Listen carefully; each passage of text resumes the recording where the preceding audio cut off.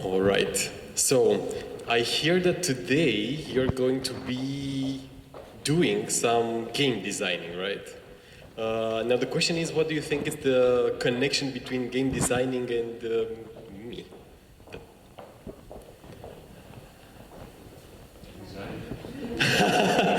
Yeah, like can design be without content creation, without drawings? Can you say that you're designing something if you're not actually crafting something? I want to know, and I would really like to hear some of you saying, if you know how this thing is called. Yeah, what I've been doing yesterday. Called. What's the name? Yeah, infographics. Yeah. Storyboard, sketches. Yeah, there are some more names. Some people call it doodles. Yeah, some people also call it graphic recording or graphic facilitation. Some people call it visual note-taking. So there are so many names of this thing. But actually, I would say that all these words come under the umbrella of what I would call visual thinking. So it's mostly about us being able to imagine things and to maybe create things with the help of our hands. And because we're gonna need the help of our hands and we're gonna work with them today in this session, I'm gonna invite you, if you don't have already, to take something to play this game. We need two tools for this, right? Like something to write and something to write on. So if you don't have already, take some paper and take a pen or a pencil or a marker or whatever you see around. There's materials here in front.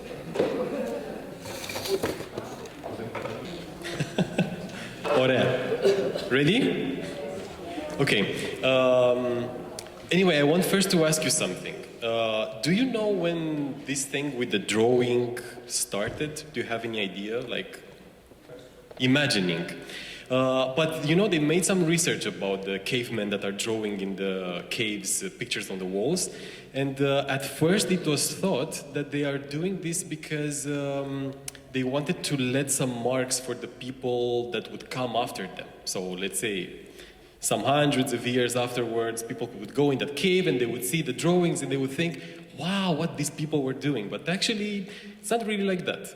Apparently, some researchers found out that these people were doing the drawings on the caves so that they could do storytelling to the neighbors. So they were gathering in front of these walls when they were ready, and they were, for example, telling to their kids how is it to hunt, or what kind of animals, or what is needed. Yes, exactly. So it actually had a more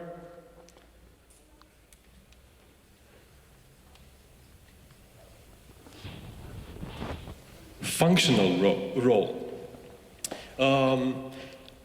And I think that's very important because this is what distinguishes this kind of doodles, drawings, however you want to call them, to art, which is not somewhere where we want to go. We want to stay in this area where the drawings are functional, where we can use them, where we can create something with them, and we can be creative. And I would say that in this term, this is really nice word, which is fun. So I think it's nice to have some fun while creating functional things with the help of drawings.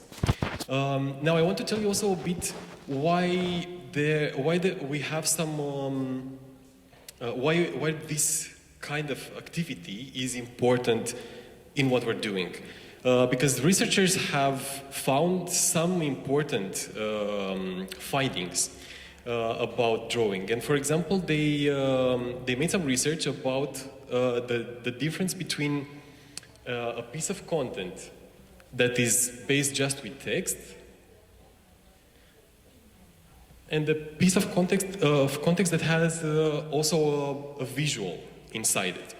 And they discovered that people are 85% more willing to open a content that has a visual inside it, and also that these visuals, these texts, at the end of the day, they have almost 94% more views than the other ones. So definitely it's a bit more interesting than just having a piece of text. And then they went on and they tried to understand what's happening with this content after 3 days. So people were reading both these texts, the one just with text and the one that also had a picture inside. And after 3 days, the people here, they only remembered 10%, while these people were almost to 60% of the content.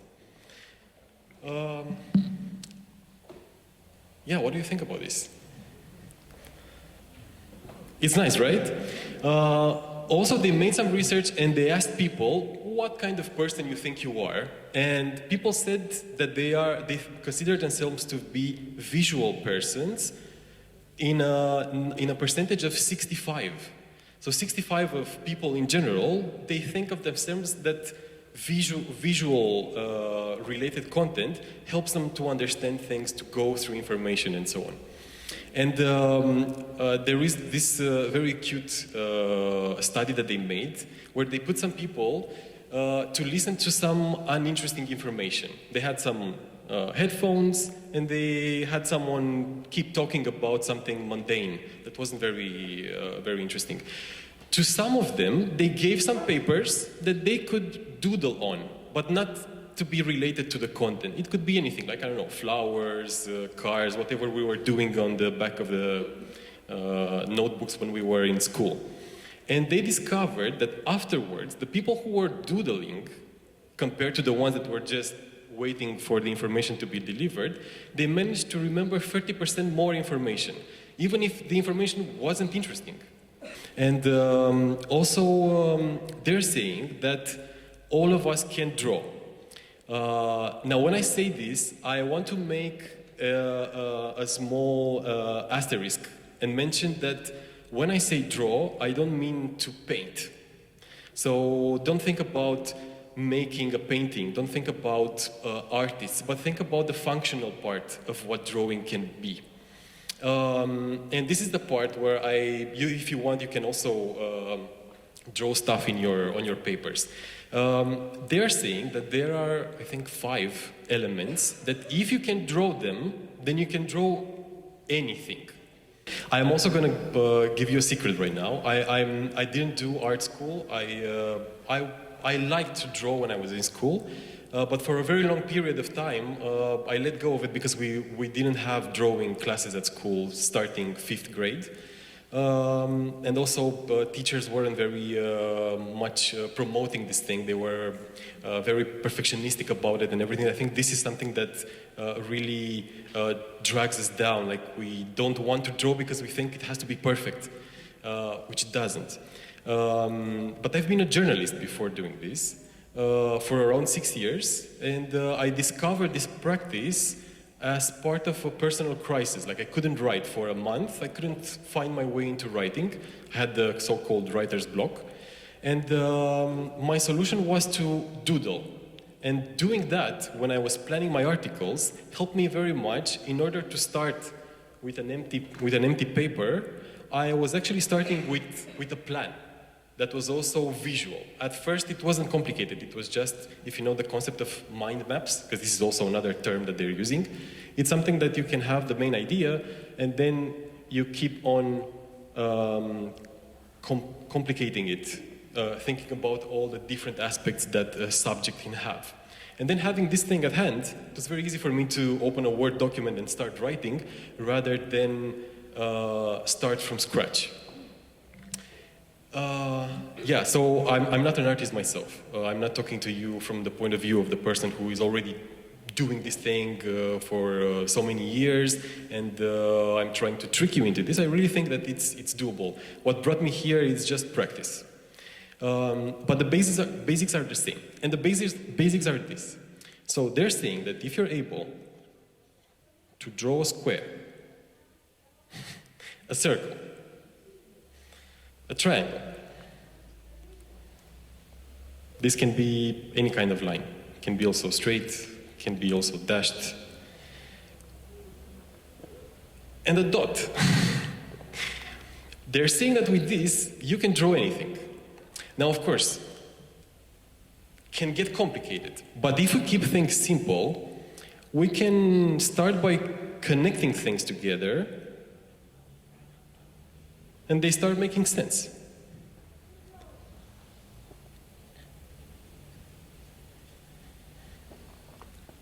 And it's really just circle and some lines. How about you give me some words, but I want you to keep it kind of simple, like objects. Table.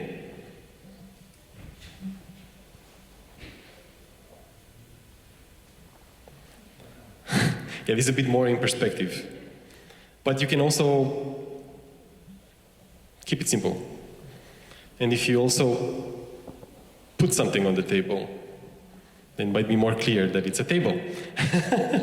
Yeah, sometimes visuals rely on each other. Like, for example, you can't understand easily what something is until there is something else close to it. And this works a lot when it comes about sizes. So, for example, if we're having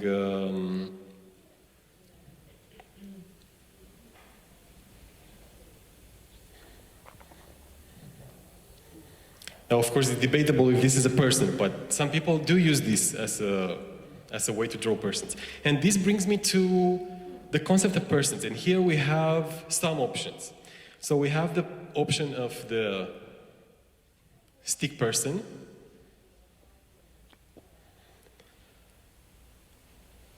We have the option of the, what I would call a block person, which is more like a rectangle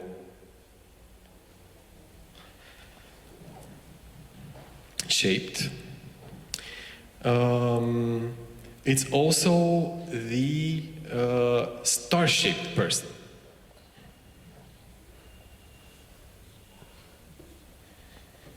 The problem with this person is that it's a bit more difficult to make it do stuff because it has these rigid arms.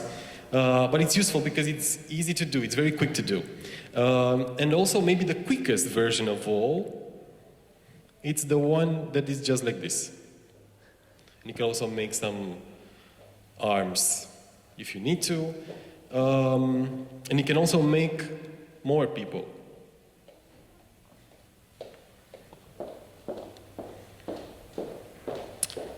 Yeah. How do you decide whether to do a star-shaped person or a block person? What makes you decide which one is the best in order to come to this?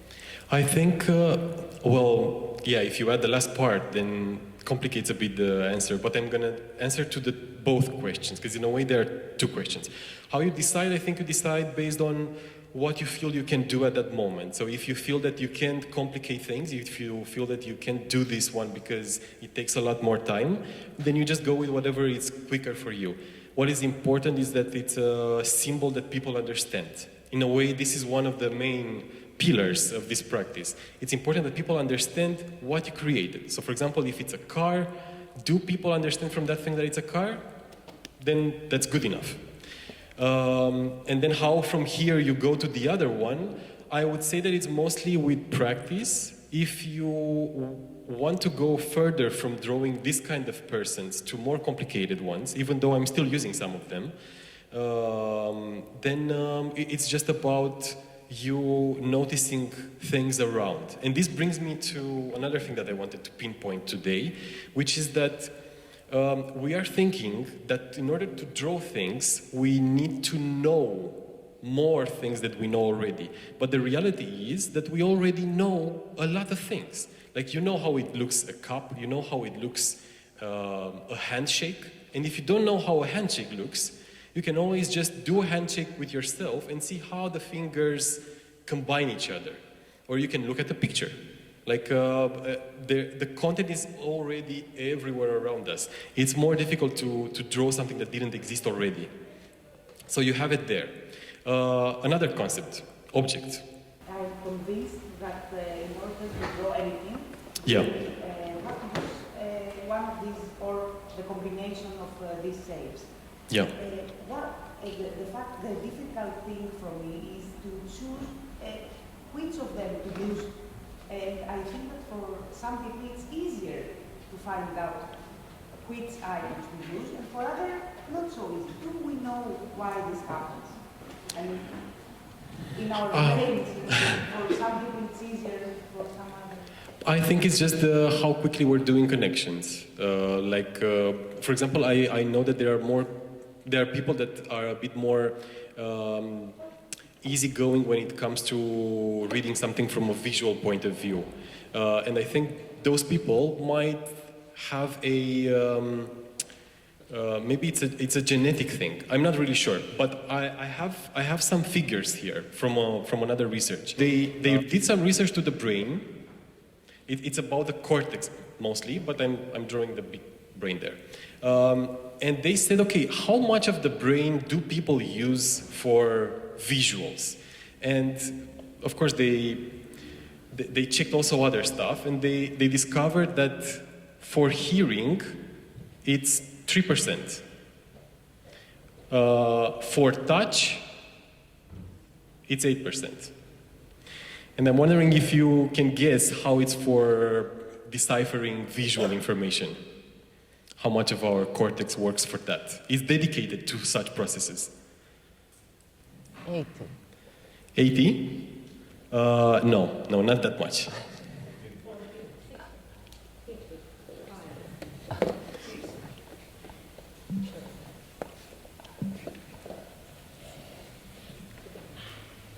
30%. Okay, it's not that much. I think in that case, we would have already goggles and everything. We wouldn't walk around without seeing something all the time. But it's still quite a lot compared to the rest. Like if you imagine that you're hearing also almost all the time, and yet only 3% works on that. So I don't know exactly, maybe those people have more than 30%, I don't know. But what I know for sure is that it has a lot to do with practice. So the more you're doing, the easier it becomes. Can I say something on the visual part? Yeah. I think that our brain is designed to understand visuals more quickly. That's why the signs, the street signs, don't have words, they have signs, they have visuals. Yeah. Because, they go straight to the brain, and we don't need that much time to understand what they are about. Yeah, and street signs are the same everywhere. Yeah. Well, in a way, also language is based on visuals, because every letter is actually a visual. It's a design sign. We just know how to decipher them very easily. But more difficult for me to understand Greek words. But otherwise, like they're all results of us working with figures. Let's try another one. A horse.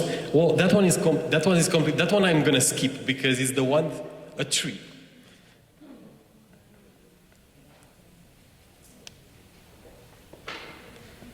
So I made use of a lot of this windy line. Yeah. Handshake. Yeah, this one is a complex one. How I'm doing it is that I'm starting with this part of the hand. Then I am making one finger. And I've learned that the other finger is behind, the other big finger, the thumb, is behind this other thumb. And then the hand goes like this. Yeah, I wish I didn't have this microphone. Wait. Okay, this is not the right hand, but it's something like this, right? Something like this that we should be able to create. Okay, and now from this hand we have some fingers that they come on this other side, that they're grabbing the other hand. And then we continue this hand here, and this one here.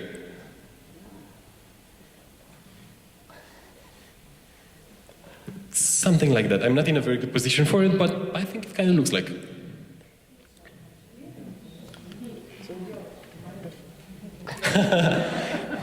It's okay, you can keep trying. What other thing?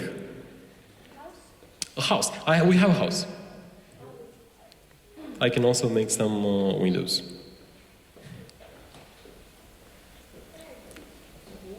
A school? Yeah, for the school, I think it's widely regarded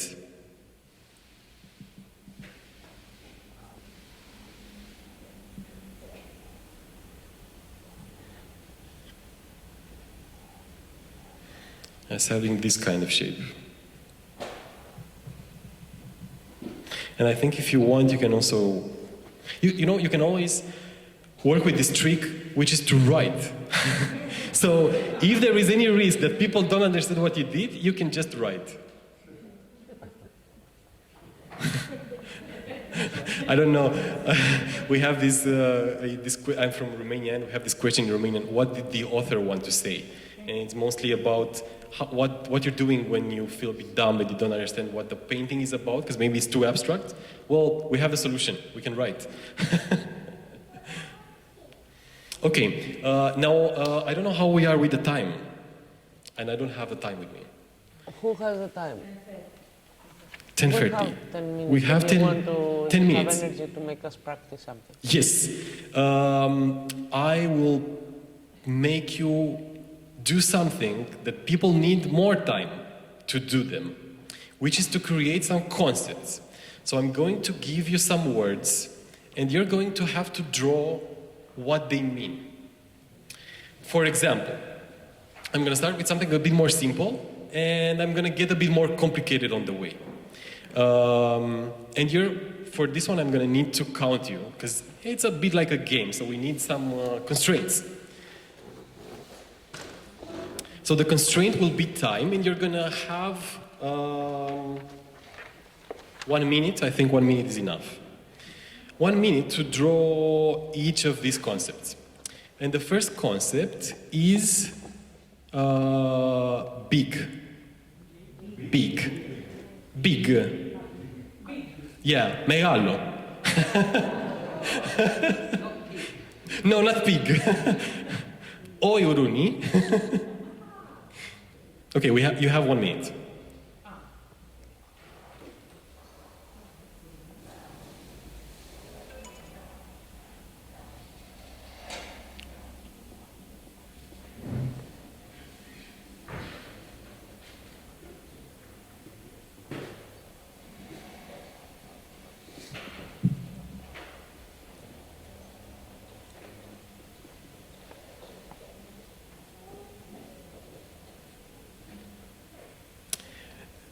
And the way this exercise will work is that we are also going to get inspiration from each other. So don't worry if you don't have an idea or something. You're going to get it working. Yeah. Learning. You can steal also from the other people. Yeah, oh, wait. We have 5 more seconds. 4, 3, 2. Okay, that is done. I wish it also rang. Okay, I want to see some drawings. So you can just raise them and look at each other and see what each of you has done. Okay, so we have here, small person, big person. We have here a pyramid and many people. One big egg and a small egg. And a big fish and a small fish. You can also show it higher because it's only me seeing it. It's a pity. The word big, and that's really useful. Huge building. Okay, you get the point, right? We have there also a person in the house, and the person is bigger than the house. So you definitely know that person is either closer to you, or just an ogre. Yeah. Okay. I'm going to make your life a bit more difficult, and the next concept will be cooperation. But you shouldn't try to draw the hands. That's why it's challenging. Cooperation.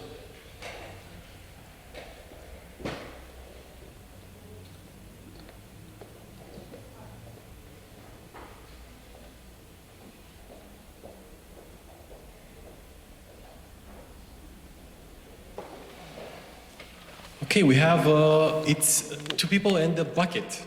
Yeah, okay. Wonderful. There we have people playing basketball. And we did it. Very nice. Cogs, yeah. I'm not sure what I'm looking at. No, because there are many. I don't know which it is. Ah, it's that one. Yeah. Makes sense. Okay, wonderful.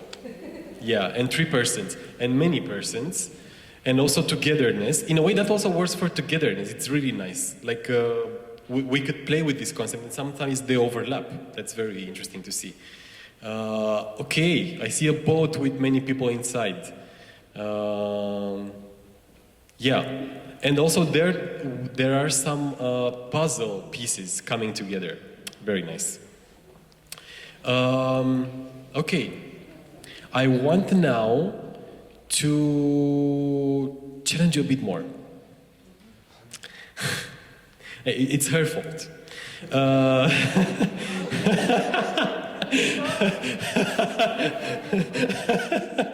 Okay, let's try democracy.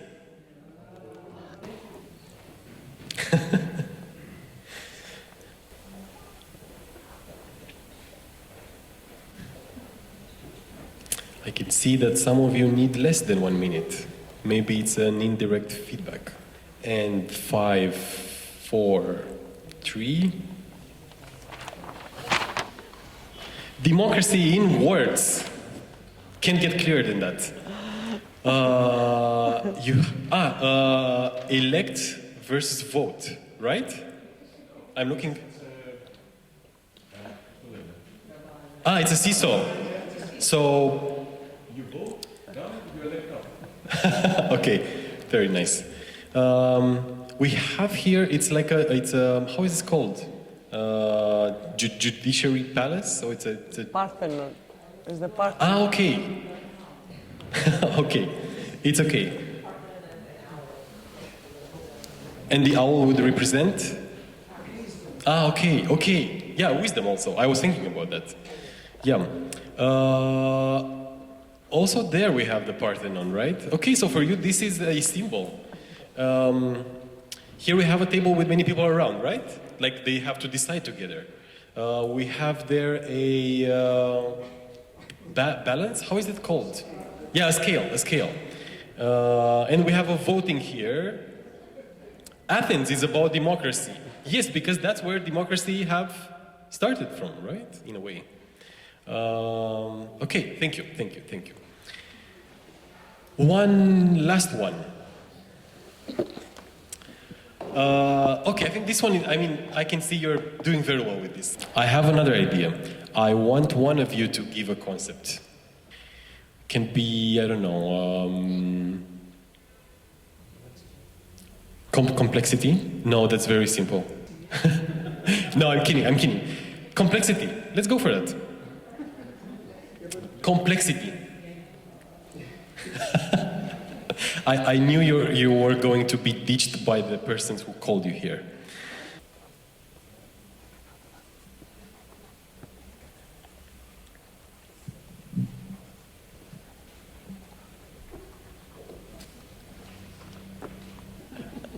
I'm glad that you're having fun. Functional. And okay, we have now 5, 4, 3, 2, 1. Let's see them.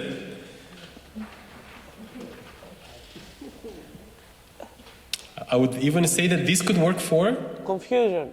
Mm-hmm. Okay. So you can see how interdimensional this is. Like you don't draw something and it stays only for one thing. It depends on the context.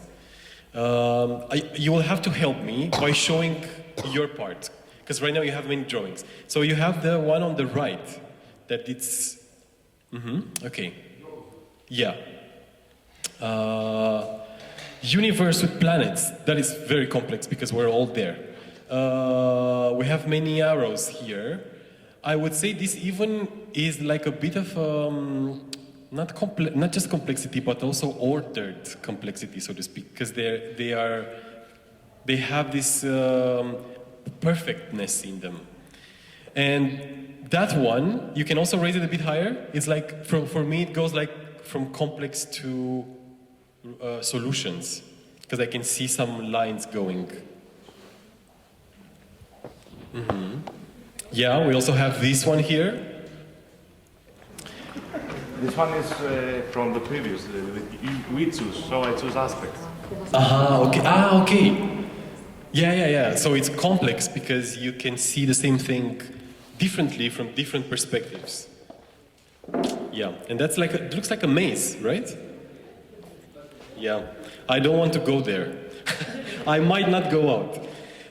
Okay, I think I'm done here. Otherwise, I'm going to be shut down soon.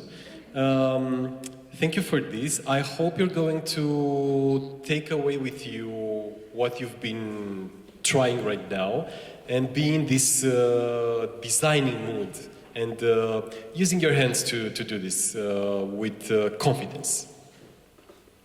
Okay.